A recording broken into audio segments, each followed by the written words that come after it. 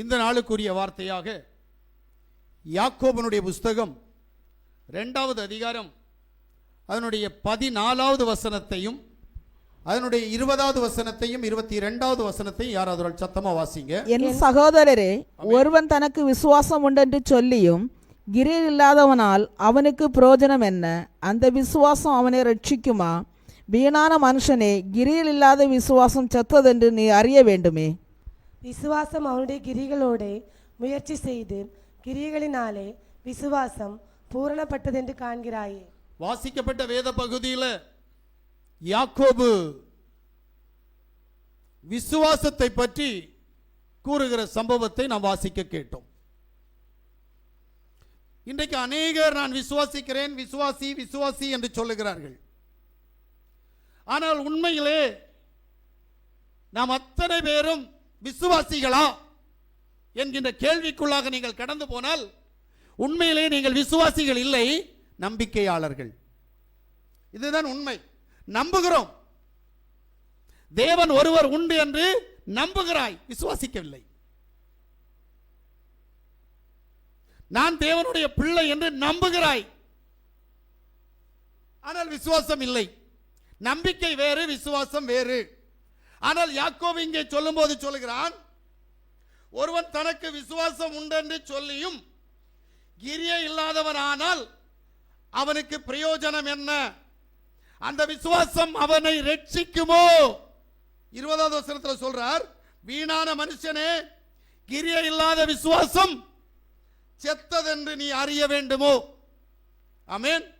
22வது வசனத்தை வாசிக்கிற போது, விசுவாசம் அவனுடைய கிரியைகளோடு கூட முயற்சி செய்து கிரியைகளினாலே விசுவாசம் பூரணப்பட்டதென்று காண்கிறாய். விசுவாசம் வித்தியாசமானது. எனக்கு தெரிஞ்சு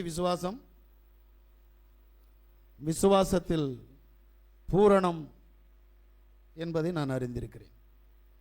பூரண விசுவாசத்திற்குள் நம்ம இப்போ போக வேண்டாம். ஏன்னா நம்மளால் விசுவாசத்துக்குள்ளாலே போக முடியாத நமக்கு எப்படிங்க பூரண விசுவாசத்துக்குள்ள போக முடியும்? ஆனால் இங்கே தேவன் நமக்கு கிட்ட கேட்கிற கேள்வி என்ன அப்படின்னா, விசுவாசத்தை நீ எப்படி நினைச்சுக்கிட்டு இருக்கிற? கிரியை இல்லாத விசுவாசம் செத்தது. விசுவாசம் உன்கிட்ட எங்க கிரியையில காமிக்கிற?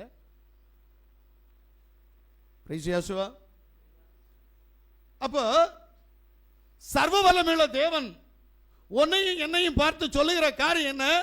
விசுவாசிக்கிறதா இருந்தால் கிரியை வேண்டும். என்னாகமத்தினுடைய புஸ்தகம் 14வது அதிகாரம் 11வது வசனத்தை யாவா மோசேயை நோக்கி, எதுவரைக்கும் இந்த ஜனங்கள் எனக்கு கோபம் உண்டாக்குவார்கள்? தங்களுக்குள்ளே நான் காட்டின சகல அடையாளங்களையும் அவர்கள் கண்டும் எதுவரைக்கும் என்னை விசுவாசியாதிருப்பார்கள்? ஆமென். கேட்ட கேள்வி புரியுதா? நீங்க விசுவாசிக்கிறீன்னு சொல்றீங்களா, ஆனா விசுவாசம் இல்ல. இதுதான் தேவன் கேட்கிறார், எதுவரைக்கும் என்னை விசுவாசியாமல் இருப்பார்கள்? இஸ்ரவேல் ஜனங்களை அழித்ததற்கு காரணம், இஸ்ரவேல் ஜனங்கள் அங்கங்கே மரிக்கப்பட்டதற்கும் கொன்று குவித்ததற்கும் காரணம் அவர்களுடைய விசுவாச இன்மை. அவர்களிடத்தில் விசுவாசம் இல்லாததினால் நம்பினார்களா என்று கேட்டால் நம்பினார்கள். நம்பிக்கையினுடைய ஊடாகத்தான் மோசையினுடைய கூட கடந்து வந்து செங்கடல் 2ஆக பிரிந்த போது அதை பார்த்து அதிசயித்தார்கள். பாலைவனத்தில் கடந்து வந்த போது பரலோகத்தின் தேவன் கடலிலிருந்து காடைகளை காற்றினால் நிலத்திற்கு கொண்டு வந்து அந்த காடைகளை உணவுப் பொருளாக கொடுத்தார். வானத்திலிருந்து மன்னாவை கொடுத்தார். எதற்கு என்று சொன்னால் நம்பிக்கையுடையவர்களாக இருந்தபடியினால். நீங்கள் இன்றைக்கு நம்பிக்கையுடையவர்களாக இருக்கிறபடியினால் உண்ண உணவுக்கும் உடுக்க உடைக்கும் இருக்க இடப்பத்திற்கும் எந்த விதமான கவலை இல்லாதபடி தேவன் உங்களுக்கு கொடுத்துக் கொண்டிருக்கிறார். அல்லேலூயா. ஆனால் விசுவாசம் இல்லை. ஜெபம் செய்வதிலே கிரியை இல்லை, உபவாசத்தில் கிரியை இல்லை, தேவன் ஒருவர் என்னை ஆளுகிறார் என்பதில் கிரியை இல்லை, தேவனுக்கு நான் ஒரு அடிமை என்பதில் கிரியை இல்லை. கிரியை இல்லாத விசுவாசம் செத்து போனதா இருக்கிறது. உண்மையிலேயே உன்னுடைய தேவன் யாசுவா என்றால் ஏன் யாசுவாவுக்கு நீ அடங்க மாட்டாய்? அடங்க மாட்டேங்கிற, அவர் சொல்றது கேட்க மாட்டேங்கிற. என்ன கேட்கிறார்ல, மோசை பார்த்து கேட்டது தானே, நான் செய்த அடையாளங்களையும் அற்புதங்களை நினைத்து கூட அவர்கள் விசுவாசியாமல் இருக்கிறார்களே, காரணம் என்ன? உனக்கு செய்த நன்மைகள் போதாதா? ஒவ்வொரு நாளும் செய்து கொண்டிருக்க வேண்டுமா? யோசுவா இந்த பூமியில் இருந்தபோது முதலாக அற்புத அடையாளங்கள் ஊடாகத்தான் ஜனத்தை தன்வசம் இழுத்தார். உங்களுக்கு நல்லா தெரியும், ஒரு நாள் 5 அப்பத்தையும் 2 மீனையும் கொண்டு 5000 பேரை போஷித்தார். அதுபோல இன்னொரு நாள் செய்தார். இப்ப ஜனங்களுக்கு ஒரு பழக்கம் வந்துருச்சு, போன அப்பம் கிடைக்கும், போன மீன் கிடைக்கும், அதனால வந்தாங்க. அடுத்த நாள் ஒன்று கூட கொடுக்கல. ஆனால் அதில் ஒரு விஷயம் தெரியுமா? 12 கூட நிறைய இருந்துச்சு, யாருக்கும் ஒரு பீஸ் கூட கொடுக்கல. உனக்கு மட்டும் தந்துட்டு இருக்கணுமோ? ஏன் ஒரு அற்புதம் உனக்கு போதாது? ஒரு அடையாளம் உனக்கு போதாது? உன்னை தற்காத்துக் கொள்கிறது போதாது? உனக்கு செய்த அதிசயங்கள் போதாது? போதாது என்றால் நீ பிசாசு பிடித்தவன், போதாது என்றால் நீ பிசாசு பிடித்தவள். இன்னும் அற்புதத்தை அடையாளத்தை தேடுகிறாயே. யார் தேடுவது? இஸ்ரவேலர் தேட மாட்டாராம், வேற யாரோ தேடுவாங்களாம். யாரு நீ? வேதத்தை அழித்த, தேவ சமூகத்தை புறம்பாக்கின நீ கிரேக்கர்களா இருக்கணும். முடியுமா? அற்புதத்தை தேடுகிறவர்கள் இவர்கள் தான். ஏனென்றால் உனக்கு அடையாளமாக பல தடவை அற்புதம் செய்து விட்டார். உனக்கு அடையாளமாக பல சந்தர்ப்பங்களில் நன்மைக்குரிய காரியங்களை உனக்கு செய்து முடித்திருக்கிறார். பிள்ளைகள் படிக்கிற நேரம் எக்ஸாமுக்காக இங்க கூட்டு வருவாங்க, படிச்சு முடிச்ச பிறகு வேலைக்காக கூட்டு வருவாங்க. வேலை கிடைச்சு கை நிறைய சம்பளம் கிடைச்சதுன்னா கடவுள் வேண்டாம். எப்படி? ஆனா அதுக்கு மொத்தமா ஒரு நாள் கொடுப்பார் அந்த பிள்ளைக்கும் உனக்கும். அது அப்ப என்ன நடக்கும் சொல்லி யோசித்து பார்த்துக்க. தேவனை நீ என்ன நினைக்கிறது தெரியுமா? எனக்கு தெரிஞ்சு சுயநலம் அவருக்கு ஜாஸ்தி. அவர் கொடுக்கிறத ஒருத்தன் திருப்பி கொடுக்கல அப்படின்னா அப்படியே கொடுப்பார் அவனுக்கு சமாதானத்தை எடுக்கிறதுக்கு. ஒண்ணு இல்லைன்னா உன் வீட்டில் பிசாசு வந்துடும். அது நீ அல்ல, உனக்கு உண்டான யார் நினைச்சாலும் அந்த பிசாசு போகாது. ஏன்னா சமாதான குறைச்சல் உன்னுடைய குடும்பத்தில் நடந்து கொண்டே இருக்கணும். இதான் உண்மை. ஏன்னா தேவன் உன்னிடத்தில் விரும்புகிறத நீ செய்யல. ஏன்னா அதற்காகவே உன்னை அழைத்தார், அதற்காகவே உனக்கு தந்தார். உன்னுடைய கற்பத்தின் கனிகளை அப்படி ஆசீர்வதித்து கொடுத்தார். உன்னுடைய கையின் பிரயாசங்களை ஆசீர்வதிக்கிறார். உன்னுடைய வாழ்க்கையில தேவன் அதிசயங்களை அற்புதங்களை செய்தார். ஆனால் விசுவாசிக்க முடியவில்லை. ஏன்?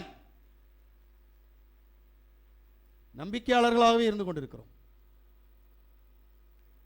பக்கத்தில் இந்த பையன் இருக்கிறான், அண்ணனுக்கு பார்த்தானே பயத்தில், அது நம்பிக்கை, விசுவாசம் இல்லை. ஆமீன். விசுவாசம் என்றால் என்ன?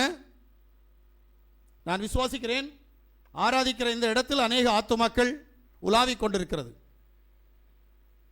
எஸ், ஆமீன். என் வேதம் அப்படி சொல்லுகிறது. நான் அதை விசுவாசிக்கிறேன். இது கண்ணால் பார்க்க முடியாதது.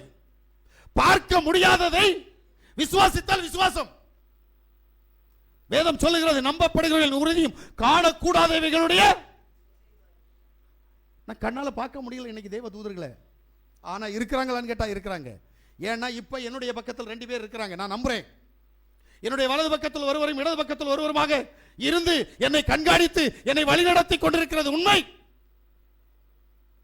விசுவாசிக்கிறேன், அது விசுவாசம். தேவனை எப்படி விசுவாசிக்கிற?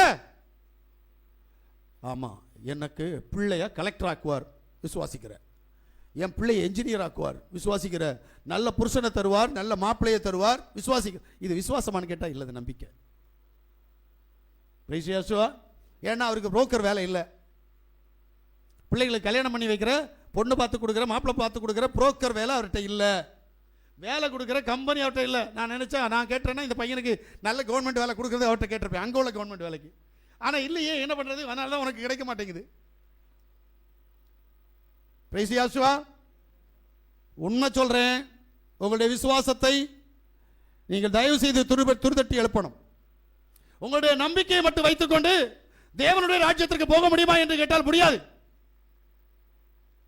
இந்த உலகத்தில் நீங்கள் விசுவாசி என்ற பெயரில் வாழலாம், ஆனால் தேவனுக்கு நீங்கள் விசுவாசிகளா என்று கேட்டால் இல்லை.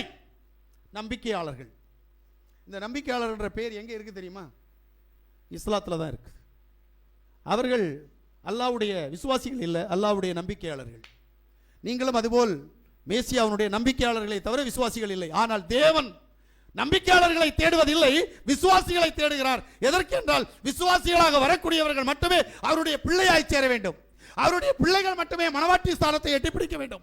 மனவாட்டிகள் மட்டுமே எடுத்துக்கொள்ளப்படுதலில் பிரவேசிக்க வேண்டும். அவர் ஒரு கான்செப்ட் வச்சிருக்கிறார். நாம அந்த கான்செப்டுக்குள்ள இல்ல. அல்லேலூயா.